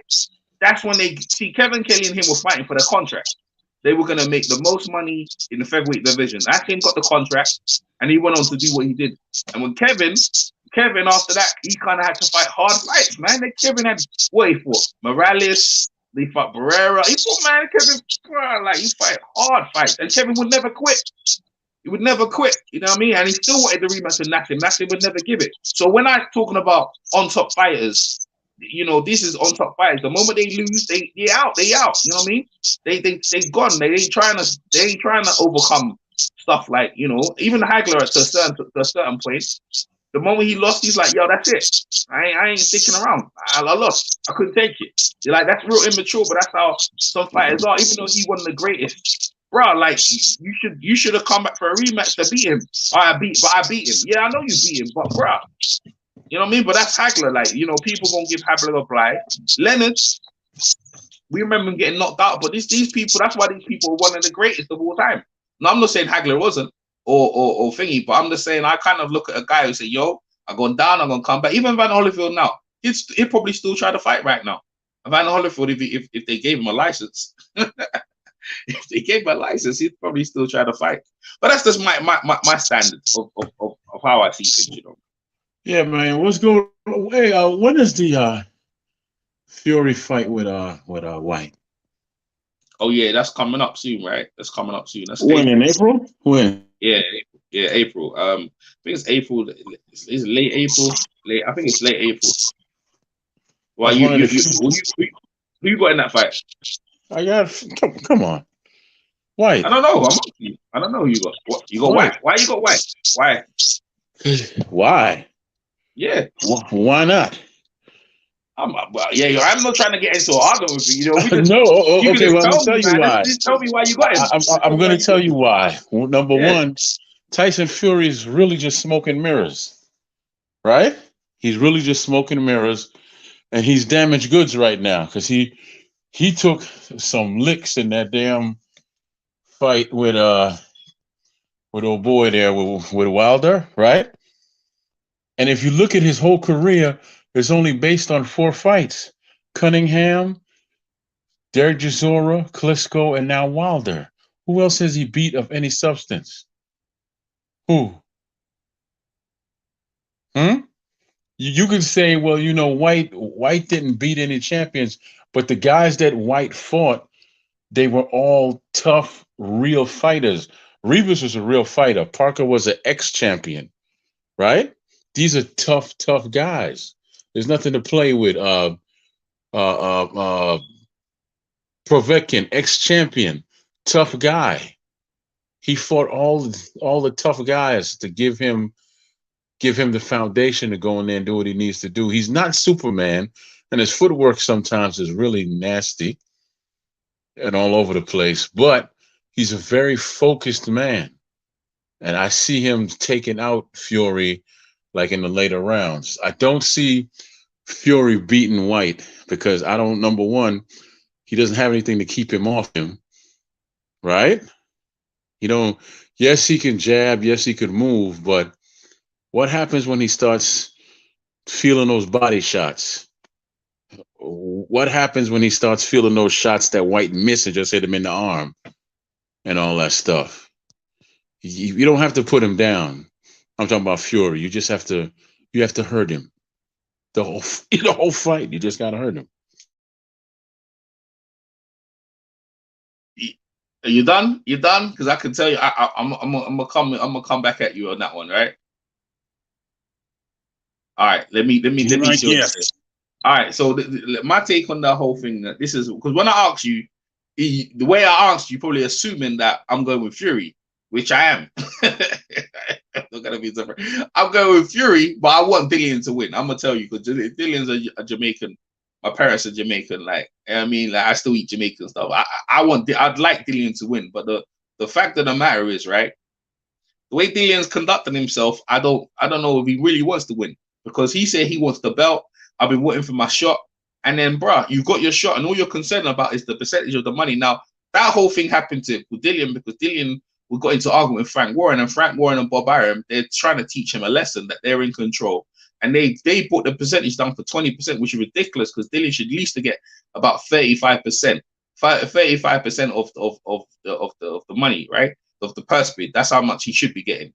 Now, because of that, he's what do you call it? He's doing a boycott of the press conferences. He's saying, if you want me to come, you're gonna have to pay me, because he's training in Portugal. You have to pay for a jet. You're not allowed to use my picture. So basically, he's not trying to help in the promotion of the fight. And the reason why I think that is because Eddie Hearn's probably paying Dillian not to go there, because when that fight happens, it's actually in a stadium, right? It's not even actually in an arena. It's not an arena. It's in a stadium, Wembley Stadium, because Fury's money value will go up and it will be near to AJ's because it's in the same place. AJ and Klitschko, right? I don't think it's going to be the same sellout, but the money is, they're doing pretty well. They're doing pretty well in terms of the tickets. They're doing very well, in fact, yeah. So Dillian has been paid in a way to step down and kind of say, well, I'm not going to help with the promotion. I'm just going to turn on the fight and give it a go. Now, they've sparred many a time. And Dillian's come out and said he floored Fury with, Fury's pre-trainer and Purist. But the thing is, yeah, when it comes down to it, surely comes down to it. When you got Javon Hill in the corner, and even though you've got Xavier Miller and you have Harold Knight, yeah, the corners are good, right? Come down to what Tyson Fury's been through and what Dillian White's been through. Now, so this is a fact. Every time Tyson Fury's been on the canvas, he's got up to be competitive, or he's actually come back to win. Point in case in his last fight against Wilder, right? He got put down hard by Wilder, but he got up and put Wilder down good. That shows some serious grit, true grit. That if he's in a situation with Dillian, he can do that. Dillian's not shown that yet. Not really. If anything, I think he got knocked out by Parker and he hold it on. I think Rivas might have put him down slightly, but yeah, he come back to win some of them bats. But this one, yeah, and he beat Rivas and he beat Parker. Yeah. That's how I put it up. But what I'm saying to you is that in terms of the caliber of guy like the Wilder situation, when you lose to get beat someone like Wilder, who's previously unbeaten, and come up from that, you're all confident. And let's get it right. Dillian got knocked out by Povetkin, knocked out bad in the first fight, bad. He came back, yeah, and he's beat him. And now that's his last fight. He was supposed to fight Otto Wallin, didn't go through. So he's been inactive for a long while. With Fury, all confidence. He's basically, it's his crowd. Dillian, I don't know how many tickets Dillian's selling because Dillian's not helping the promotion. He's in Portugal. So he's going into a hostile environment where Fury is on top of his game. And I agree with you in terms of how Fury conducts himself. But in this fight, on his home thing, because the winner is going to fight AJ, or the winner's going to get big money fights. Of course, he's going to be on top of his game. He's doing the best training camp he has. I'm sure Dillian's going to come in a bit lighter, a bit faster. But stylistically, Dillian's got to do a whole lot. What you're looking from Dillian is to be the best Dillian ever. Come in shape, be faster, be quicker, hit harder, work the body. You got all the things you want him to do. He's never done yet. You know what I mean? Dillian is a slow, methodical. He's a counter puncher. He waits for you to make a mistake and rolls. Oh, Fury's not gonna. Fury can fight inside, outside. With Javon Hill, they're just gonna keep him. And the ring's gonna be big. Fury's gonna move around and keep jabbing and keep sticking. He's got a longer jab than Dillian. He can shoot his jab over the top. Even if Dillian gets inside, Fury knows wrestling now because he was in the WWE. He knows how to tie him up. Knows how to hit inside. It's so much. Be kidding me. Yeah, I'm dead serious. It was when you do See, I know this because I do amateur boxing, right? And also I'm around the pros as well. When you've done pro wrestling, they have an advantage of guys who don't understand how to grip and how to hold and how to hit and hold. Fury has mastered that, as you saw with Wilder. You see when he threw the uppercut and he held around the back of it, with a forearm and an upper. He learned. Lennox Lewis did that to Michael Grant. He learned that from the Crump with Javon Hill. They've implanted all that stuff that Lennox Lewis used to do. He only did that to Wilder. He only did that to Wilder. I doubt but you look at the reason why he did that is because of the training. Hold on. Let me get it out. The only reason he did that was because he's with Javon Hill. And then what I'm trying to say to you, yeah, you're right. But Wilder is more dangerous than Dillian by far. By far, they're more dangerous. You can see by the knockout percentages, yeah. Explain how he's more dangerous to me, real quick. Just go ahead and explain. Because you can see by his knockout percentage, Dillian. What you trying to say? Wilder's not more dangerous if he lands the right hand? Yeah, Wilder lands the white hand. Wilder's Dillian got a not left more hook. dangerous. Wilder's Hold up, not more dangerous. When Dillian landed left hook on AJ recovered, and even Rivas went the distance. Parker went the distance. They never got knocked out. So Wilder's a different proposition. Majority of Wilder's fight. No. Parker's never been knocked out. Rivas has never been knocked out either. And that's what I'm trying to tell you. So Wilder's different. Wilder's more dangerous. And the majority of people who fight Wilder, yeah, they don't go the distance. There's only, I think you just don't go. Either he knocks you out or he gets knocked out. That's what he seems right now. You know what I mean? That's how much he's focused. Okay, let me step in here. I'm nearly finished. What I'm saying to you is that coming into this fight, the mentality coming into this fight for me, Dillian is not where it should be. He said that he wants to get shot at the title. Yeah. How do you know? I mean, how do you know? Have you spoken to him? I'm nearly finished. The mentality coming into this fight is not where it needs to be, right? He said I want a shot at my title. You've got the shot. You know, on the old timers, Hagler, when they didn't want to give Hagler a title shot. Archie Moore, many fighters before, right, couldn't get the shot. They didn't care about the percentage. You know, Joe Louis, the stuff they had to give up. They didn't care about the money. They just get me my title shot. I want the belt. He's more interested in the money than the belts, and therefore, in terms of his focus, I know he's gonna be fighting and coming for it, but he's more interested in his pockets than actually being the champion of the world. I yield. Okay. I yield. Okay, listen, let me explain something to you. I don't know how you know his mindset and you never spoke to him. You haven't spoken to him. Yeah, I do spoke to him. Yeah, I do spoke to him. Yeah, I do know Dillian. Yeah, I do. I got Dillian's number. You spoke to him. When's the last time you spoke to him? I haven't spoken to him like 2 years. We stopped talking because he was like, okay, 2 years. Thank you very much. 2 years. Now, I go to all the press conferences. Listen. I'm going to speak now. Now, back to the whole sales with the fight. He's not supporting the fight. The fight sold out. Well, as far as I know, the stadium sold out, right? It's not. No, it's not. Yes, it is. Yes, it is. Troy, I'm in London. I'm telling you, I know that, out. man. But all right, listen, and I'm Troy. It's not sold out, by the way. It's not. All right, go ahead. It's not sold out.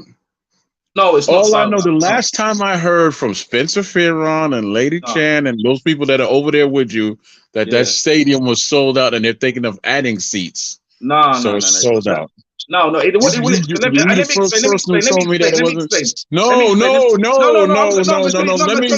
me say what I have to say. You had a long. It's quickly. 5 seconds. 5 seconds. Okay, I'm gonna give you that. So basically, he allocated in the stadium. They allocated certain seats. So the seats they had. Okay, great. The seats they had sold out. But then now what they did, like you said, additionally. I don't know how you can prove that either. But let me say this. All right, go ahead. Let me say this. As far as his mentality, we will see that in the weigh-in. We will see that in the ring. No one knows what that man is thinking right now. Nobody does except him. We will see it when he steps on the scales. We will see it when he steps in the ring. You talking about you've never seen him fight a focus fight? Go watch the Derek Chisora fight, the second part of it, right? Part 2, the rematch. That was a focus fight. Even the fight he had with the rematch he had with Povetkin, that was another focus fight, even though that was very ugly. That was a focus fight. You say he gets knocked down. He gets knocked down, but he gets up and wins. And what you're talking about with this knockout ratio is quantity over quality. If you could name me any quality fighters Deontay Wilder knocked out, of course you're going to say Rivas, and then you're going to be quiet.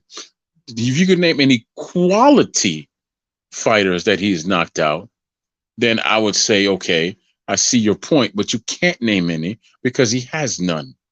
He has beaten none of the top 10 heavyweights of his day. He hasn't fought none of the damn top 10 heavyweights of his day, except for Fury. His only fight to claim to fame is Rivas. That is it. That is it, period, point blank. Now, give him points for Stavern, right? Give him points for Stavern. He got Chris Arreola on there. He's okay. After the fact, where people were saying Chris was washed up, right? He beat him in Atlanta, even though he still got swole up. And I think that's it, brother. What you're talking about, anybody could have a massive amount of knockouts if you're fighting mediocre people that nobody knows about. You understand me? Dylan White earned it the hard way. If he was such an easy out, why did Wilder not fight him for 3 years? And then he sent him a video chat saying that he's not going to fight him for 3 years. Why did Fury, who promised to fight him when he had that silver belt, not fight him? All props due to the Joshua people for taking him on early, but both of them hurt each other in that fight. That boy, that young man that you saw who fought Joshua, he was nowhere near this guy that we have here now. He's going to be very focused, and he's gonna beat Fury, because I'm telling you, Fury is smoking mirrors and he's damaged goods. Because you cannot tell me anybody of quality that Fury actually stopped besides what, because before he fought Wilder, people were saying, "Oh, Wilder sucks. He can't box. He only has that right hand. Only has that right hand. Only." Dillian has proven he can hurt you with his right, his left, body shots, overhand rights. Only has that right hand. Only has that right hand. Now, you feel free to name all the quality fighters that are on this high knockout percentage that Wilder has for me. No, that's not what we're discussing. We're discussing Tyson Fury. I know. So let me finish. Let's stick to the subject, yeah. So Tyson Fury he stopped Derek Chisora. I was around the whole camp with Derek Chisora, and like Derek Chisora, he thumbed him in the eye, and that fight got stopped. Derek's eye swelled up, and Don Charles stopped the fight. Right, that's the first thing. Tyson Fury stopped him. Right, went over to Germany. He beat him. He beats you on points. He ain't trying. Remember again. You got to look who's in the corner. It was Peter Fury. Yeah, and this is why I bring up Javon Hill's in the corner. Now Javon Hill has got him trying to stop people. That's the mentality. We go in and we go in and we break bones. We go in to stop, and that's what happened with Wilder.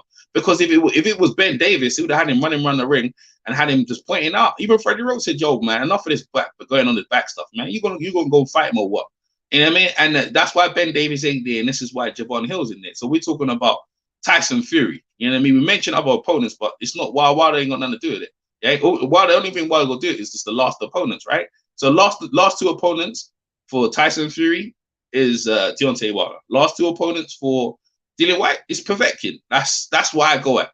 Now, if you want to go dig deep into whatever, that's be my guess. But you see, the only knows one guy's been knocked out clean, and one guy's been knocked down and got back up and persevered and won. And that's what we do know. So just that alone, if Tyson Fury catches him, then Dillian's gonna go sleep. Simple as that. He can go sleep, but can Dillian hurt him? Yeah, he can hurt him. Yeah, he can hurt him. That's a possibility. You know what I mean? And that's where we're at in a minute. No, we'll talk about the Wilder because Wilder's not in there. If it was a Wilder conversation, AJ, we have another conversation. That's not the conversation, and I have to stick to what we're talking about. Sticking what we're talking about, like sticking what we're talking about. This is a tailor-made fight for Tyson Fury to showcase his skills in front of the world. He gonna look to punish Dillian for 12 rounds. You know what I mean? Like, they really and truly, like, see me when I look at this, the mentality of the way Dillian, and I do know his mentality because I know him. Unlike you can't tell me I don't know Dillian. I know Dillian. You know what I mean? I know Dillian, how Dillian is. Dillian's whole thing is, even when he went into the AJ fight, I was around when he with the whole build-up. The whole build-up. Hold on a second. I know AJ. Hold on. I gotta shout out someone in the chat. I gotta shout out someone in the chat. Relax. Boxing section. Big up yourself, man. Big up yourself. My bad. Go ahead. My bad. Getting too carried away. My bad. All right. No, what I'm saying is, I do know Dillian's mentality. Dillian is out there, right? When he went into the AJ fight, he had an injury in his shoulder. Now I called him on the phone. Said, Dillian, why didn't you say you was injured? And he said, boy, I had to take the fight, or I wasn't gonna get paid. And that's what I'm trying to tell you. The same thing here. I ain't gonna get paid. Now I don't care about the belts. I need to get paid. Now, going back to the Wilder situation, why did he fight Wilder and all that stuff? Because the plan when Dillian signed. Now, Dillian, first and foremost, Eddie didn't want to sign him, right? AJ said to Eddie Hearn, sign him, build him back up again. I want to fight him, right? So when he signed him, his agenda was to fight Wilder. That was Dillian's whole thing. I'm fighting Wilder. I'll fight Wilder. I can beat him. That's who he wanted. He never wanted to fight Fury because that could happen a long time ago. So the fact he's in this situation, he ain't happy. So if you're not happy, at least I'm gonna get paid. So then he's like, I'm not even getting paid, and I'm fighting a guy I don't even want to fight. Shit, this is a bad situation. But you know, Dillian is gonna deal with it. But you know, he's being unprofessional at the minute by, you know, he don't want to come to the press conference. He's acting like a diva. And the mentality is that I'm not getting paid. And that's where we are at the minute. And yet the fight is sold out. And yet the stadium is sold out, right? No, listen, listen, it's not the whole stadium, is what I'm trying to tell you. So let me clarify what I mean, right? So AJ was 90 something thousand, yeah? So they've done half of that. I think it's 50. So what I'm talking about, the whole capacity of the stadium is not sold out, is what I'm talking about. So they've only allocated 50,000 seats, is what I'm saying. But the whole stadium is 90, so it's not sold out, if you know what I mean. Do you understand what I mean now? Okay. I'm still here. I'm just writing stuff in the chat. Go ahead and keep running your mouth, because I'm gonna jump back in a second. No, I'm not running my mouth. I'm just having a discussion. No, I finished what I said. I'm not running my mouth. I'm just letting you. I did explain something to you. I don't know if you got it. So. Oh yeah. I completely get it. Wonderful. My thing is. No, you didn't get it. You didn't understand, did you? You didn't understand, did it? My thing is, listen, EJ. We will see. It'll show and prove when both men step in the ring. I don't know why y'all think Tyson has this mythical power now that he could knock people out. No, he hasn't got no power. No, he hasn't got no power. Okay, he ain't knocking. He's gonna knock out the world. I'm saying that they've got him trying to knock people out now. That's where it is. Yeah, they got him trying to knock that under Javon Hill. He wants him to knock people out. Whether he knocks Dillian out, I don't know, but I know he's gonna go for it though. 100%, I know he's gonna go for it, because that's what Javon Hill wants. I hope he does. I hope he approaches the fight the same way he does with thinking that this is Deontay White. I hope he. We all know he's not gonna do that. We all know he's not going to do that. We all know he's not going to do that. You see him, he was boxing Wilder. He boxed Wilder's head off, man. 1-2, double jab. I didn't see that, brother. You didn't see that? Oh, you biased as hell, man. You biased as hell. You biased as hell. He boxed the hell out of him, bro. He boxed the hell out of him. So let me ask you this. Let me ask this, right? What do you think about AJ calling out Deontay Wilder? For what reason? He don't need him. It's a good fight, right? No, he don't need the boy. Deontay Wilder is broken, though, isn't it? It's a good fight, though. If you say so. Right now. Do you think he's broken? He's not the same guy. He's broken, isn't it? I don't even know, and I don't care. I don't see White or Wilder as anything of any importance right now. In the UK, it will sell. What does he bring to the table? Like he likes to say, what do you bring to the table? No belt. He's American. He likes to talk. You know what I mean? Talking about like Mike Collins. Right. Yeah, okay, great. You see, like Mike Collins yesterday, right? Mike Collins when he got knocked out by Lee Woods. You see that fight, right? Yeah. Mike Collins stole the promotion. He stole the promotion, bro. That guy done a good job of making people believe that he's gonna win, because he stole the promotion. He was talking reckless. And when you bring American over, like yourself, y'all got big mouths and stuff like that. So you help make people angry and make people want to buy tickets. But that's how it is. He's of no importance to the sport. Honestly, yeah, Joshua to me doesn't seem like he's 100% focused. I don't know what it is, but he seems a little off. His focus is not all there, and I don't know what it is, because he has the skills to beat every current top heavyweight. It's just that his focus seems off. Like, I'll just take it and leave it. Well, he's rich. What that got to do with anything? Troy, what do people fight for? Why do you become a prize fighter? What do you listen? You asking me if I was a prize fighter? I'm fighting. Yes, I'm fighting to get paid. Now I'm not doing it for free. But once I get to this point and I'm rich, I'm gonna fight. I'm gonna fight pretty much now to build a legacy and to become the baddest. I'm gonna set some, heights for myself, some standards for myself. Right. Listen, hear me out. You asked me. I'm gonna set standards for myself. I'm gonna say, okay, I want to win I wanted to defend my title this many times, right? Once I reach those standards, I'll set some more standards because I want to be the best me that I could be. Because right now I have no competition except for me. All right. So you getting 30 mil every time you fight. Where's your hunger? Your soldier is still there, man. And now the challenge is me. The challenge is not who's standing in front of me, is me. But I'm saying Me. AJ don't think like that, bro. That's what I'm trying to tell you. That's why he don't look hungry no more. Because he's rich. Rich. I don't know how he thinks, but he does not seem I'm focused. telling you why. He's rich. He doesn't seem focused, man. Yeah, he's rich. That's why. Because listen, man, there was a bunch of fighters that were rich and they kept getting in the ring. And they were winning. No, not AJ rich. Like who's rich? Like which guy you talking about? We talking about currently? Yeah, tell me who's making money. Like Canelo. Canelo's rich. Yeah, but Canelo's different. Nah, he's different though. Okay, then there you go. It answers your question. No. We talking about AJ though. Canelo's different. He's a middleweight, bro. You asked me who, and he's Mexican. Now AJ's Nigerian, and he lives in the UK where he's laid back. AJ's a laid back guy. He's a good looking guy, man. He's got other investments, other endorsements, sponsorships. He's like the golden boy, the darling child. Like, you know what I mean? He fights when he can, when he wants to. He's like the world is his, right? Like you earning 50 mil. So when you're saying like, I mean, you brought it up. You're saying, oh, he didn't look the same. I'm telling you why. Like you know what I'm saying? Like that's comes parcel and parcel. But when you're at the top, you don't see. Remember Rocky 3? Like remember he goes, yo, you ain't hungry no more. What do you mean? Yeah, no, it's still the same though. You hungry? Like you haven't been hungry since you got the belt, man. You got guys on the. You can't say that about all fighters. You cannot say that about all fighters. I don't talk generally. I'm talking about AJ right now. So I'm just talking about AJ right now. Yeah, okay. I want to do that. Yeah. So he just doesn't look like he's all there. I mean, for all that, you know, he could retire instead of keep coming. But he could just retire and do what he wants to do and chill out. He's young. Be good looking. He got the money. He could retire and go build something. There you go. That's what I said to you. So maybe that's what his mind. That's probably one or two fights away from that. That's what I'm saying. So yeah, but for me personally, if I'm in his position and I got this and I got that, I didn't accomplish everything I need to accomplish yet. I'm not undisputed. First and foremost.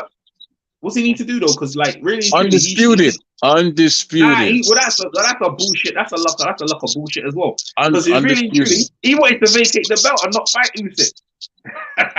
You asked me about me. No, I've done that already. You already asked your question. I'm just saying he's already vacated the belt already. He wanted to vacate the WBO belt and not fight Usyk, but he did. So now he's in this dilemma. He has to get his belts back to get his pride back, but.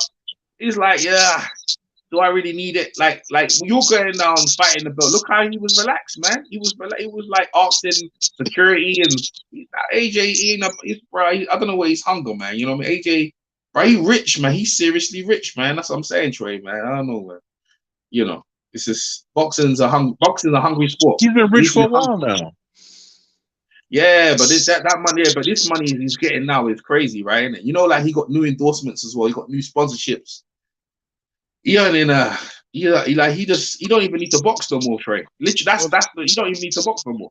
Well, to tell you the truth, all I know that the man is off. Hagler was rich too at some point, but he rented this house that was like a haunted house, considered a haunted house or whatever, and he trained out of there, and he was just there. And you look at a lot of them guys, Holyfield, same thing. He was just trained like that, man, because the competition was inside him. Because to me, AJ has accomplished a lot, but he's not really held up there. He's one of the top heavyweights of this era, but he's never going to be held as one of the top overall heavyweights. Just like Fury might be a top heavyweight of this era, but overall, he's not going to be held overall. He's not no. If you go head to head with other old time greats, he beats quite a lot of them. Absolutely not. I mean, who does he beat? We talking about Fury or Joshua? Fury, yeah, Fury beats quite a lot of other heavyweights. Who did he beat? He beats Jack Dempsey. Oh my God.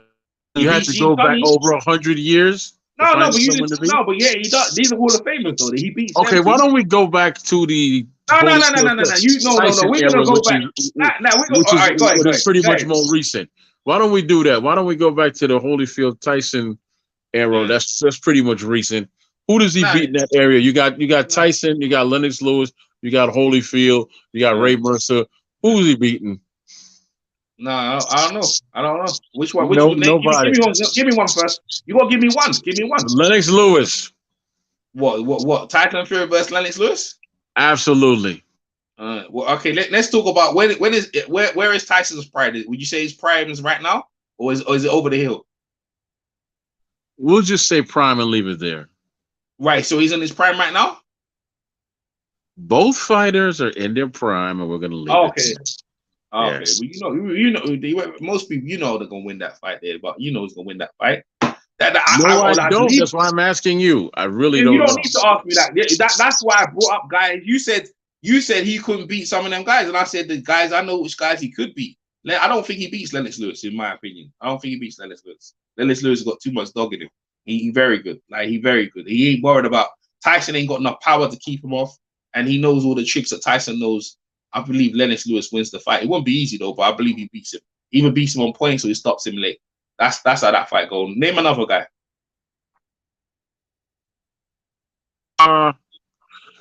Tyson. Mike Tyson in his Mike prime. Tyson. Mike, Yes. that's a good one. That's a good. Mike might struggle. Mike either gonna win on points. No. But listen. You got to do me a favor. You don't just say that he'll beat him. Break down how he will beat him. I just told you. I am breaking down. I just told you. You didn't say nothing. You just said he beat him. No, I didn't. You didn't listen. You don't listen. Then I said they're gonna beat him on points, or he gonna take. That's not a fight breakdown. It's just an but I opinion. ain't finished though. You're interrupting though. I finished. You're interrupting though. Yeah, I ain't saying no fight breakdown if I'm still talking. I say you're gonna either beat him on points because I can see Fury frustrating, holding him. You know what I mean? Might probably like Larry Holmes trying to hold him, stop Mike Tyson from working inside. You know what I mean? Or Mike will catch him with one of them big sweeping shots over the top. But the thing is, yeah, Mike was when Mike was in his prime. Mike was just on it, bro. He was just relentless. He wouldn't be denied. So you know what I mean? Either that fight gonna be early or it's just gonna go on points because Tyson Fury don't want to get knocked down. And if he does get knocked down, you know how he rolls, innit? He gonna hold and maul and elbow and shit. So yeah, I got Mike Tyson either winning that fight ugly by points. It ain't gonna be a nice fight because Fury gonna hold or Mike Tyson gonna catch him early with a shot. So yeah, name another one. So you said all this is based on holding? That's how Tyson Fury gonna go on. That's what he gonna do. In my opinion, that's what I think he's gonna do. He's gonna hold him, and he's gonna, and that's how he's He ain't gonna try and win. Yeah, he ain't gonna win. I don't see him.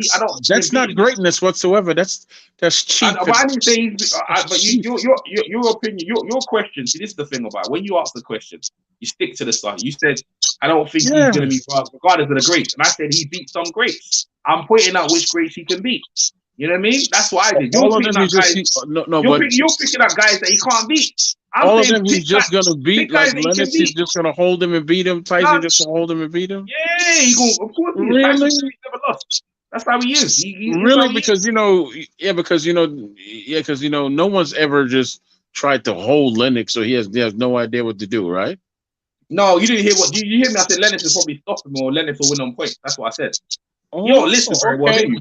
You don't listen very well, do you? But you didn't break the fight. You didn't hear my breakdown. You didn't hear my breakdown. You want me to give you a breakdown? Or you can.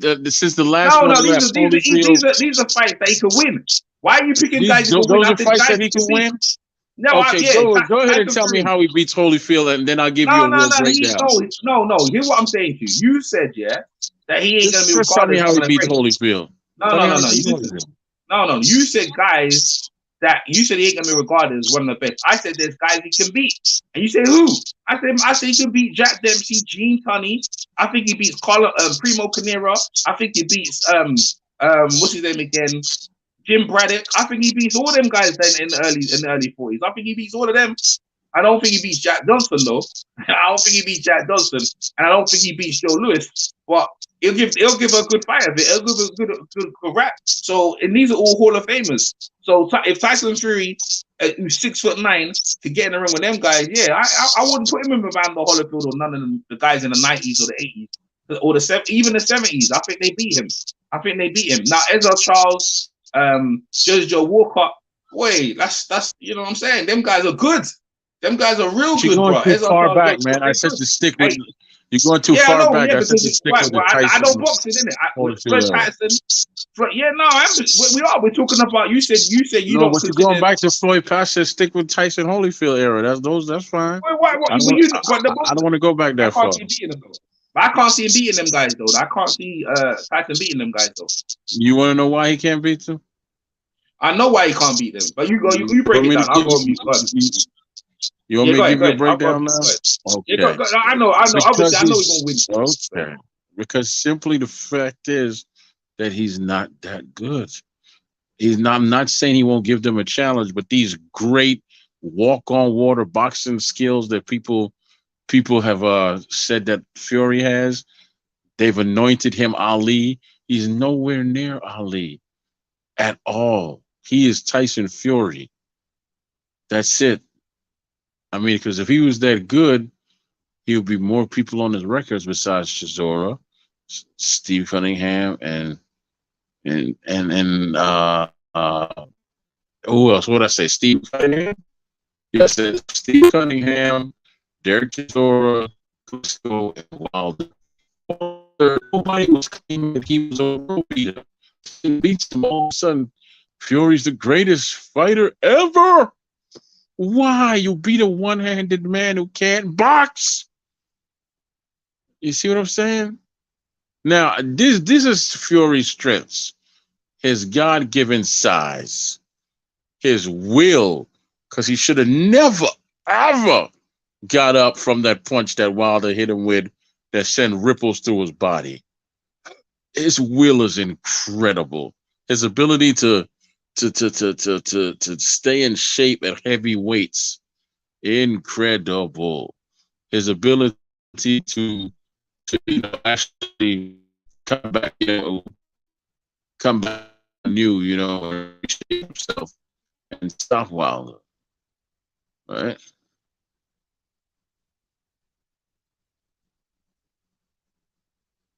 I just don't see. I don't see these overall great skills that he has. I mean, if he had them, then I would say, okay, he could outbox Tyson from. Fury could outbox Tyson from the outside, right? Because there's no way that 5'11" man should be able to get in on the 6'9" man if his boxing skills were that good. The fact is, he won't be able to keep him off because Tyson back then was something special. There's nothing special about any of these heavyweights fighting in this era. Nothing. There's they might be good for this era, but they're not good anyplace else. Right? As far as his power goes, his mythical crunk power that he's found now, that only works on Wilder, which was proven when he fought Otto Walling and hit him with everything but the kitchen sink and couldn't put his ass away. Okay? So let's all cut that out. And So what you just said? Yeah, you said they ain't good in no other era. I just put in an era where Tyson Fury could win. What you talking about? You said they ain't good in no other all era, I'm saying is that and I said he good in the his 40s skills and are the not all 30s. his He could skills are win. not people have anointed him like the Jesus of boxing. He He's can do obviously no not that, man. wrong. He's not that. He can He's not walk that. on water. He can feed the people with a simple gypsy chant. I mean, give it a rest.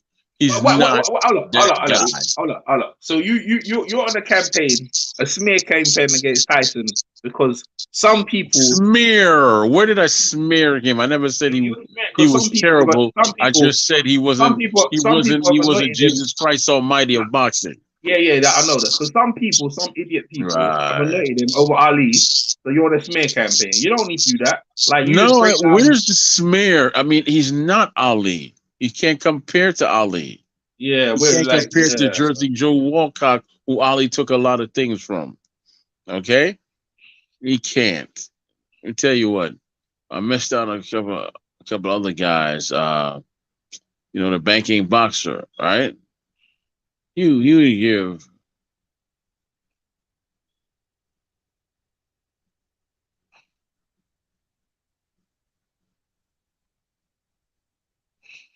You still there? Yeah, that's it, man. I'm about to jump off because I keep dozing off. You Oh going shit, sleep. that's how the Yeah. conversation's going. All right, man. Hey, Yeah. Troy. Hey, thanks for letting me come on, Troy. You appreciate it, man. Hey, for Much everyone in the respect fans, to you you, take man. care. Have a blessed afternoon, man. You guys take care, man. Peace out. Yeah, I'm gonna go make my soup and chill out. But let me tell you what, I'll even call around for you. Round 7 or 8 in the Dillian Fury fight. That's when the fight's over. If I'm wrong, then I'll buy the all of UK, some jerk chicken with your credit card. I'm gone, man.